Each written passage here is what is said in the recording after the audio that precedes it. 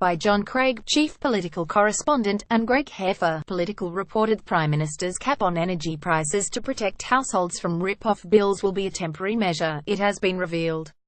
In a statement to financial markets, ministers revealed their plans for a draft law to cap energy prices for those on a standard variable tariff and other default tariffs. But the law will expire in 2020, it was disclosed, with the potential for it to be extended for a further 3 years at most. If passed, the proposed legislation would force regulator Ofgem to impose an absolute cap as soon as possible.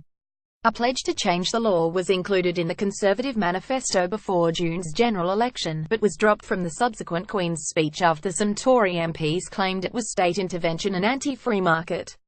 Video: the 4th of October. Key announcements in May's speech overshadowed by series of unfortunate events, but after 192 MPs of all parties wrote to the PM in September complaining that poorer customers were being preyed on by energy firms, Mrs May revived the plan and backed a price cap in her recent Tory conference speech. Suppliers reacted with fury as billions of pounds were wiped off the value of their shares after the pledge. The draft bill putting a cap on tariffs will be scrutinised by the Business, Energy and Industrial Strategy Select Committee of MPs, in a move the government says will help build a cross-party consensus. Under the bill, the regulator Ofgem would bring in a price cap on the poor-value tariffs that exploit customer loyalty, which would protect around 2/3 of households and 18 million customer accounts, according to the government. "I have been clear that our broken energy market has to change," the Prime Minister said.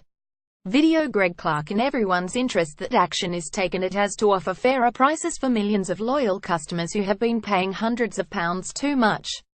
Speaking in the Commons, Business Secretary Greg Clark said the bill would preserve the ability for the market to act competitively and allow for effective competition and to give a reason for people to shop around. The Competition and Markets Authority found that customers of the so-called Big Six energy suppliers on standard variable and default energy tariffs are paying £1.4 billion a year more than they need. Ofgem this week announced it is extending its existing price cap for vulnerable consumers, and the government says 5 million households will now, for the first time, benefit from protection against rip-off energy bills this winter. 4 million of those are on prepayment meters. Video: August. Tory MP. We want to make sure the government don't drop price cap. The regulator will, from February, protect a further 1 million households who receive the warm home discount. The government says it welcomes Ofgem's move, but claims the regulator could go further to protect everyone on default tariffs from unfair practices. Labour's Shadow Business Secretary, Rebecca Long-Bailey, described an energy price cap as a suitable temporary measure but claimed the market as a whole needs to be reformed. Speaking to Sky News, she challenged the government to meet her party's plans for a cap of £1,000 on the average household energy bill. Responding to the bill's unveiling in the Commons, Ms Long-Bailey said the government had taken too long to act. She said due to the government's dithering, the 4 million households in fuel poverty, almost 1 million of which includes a disabled person, will face another winter of cold homes and astronomical bills.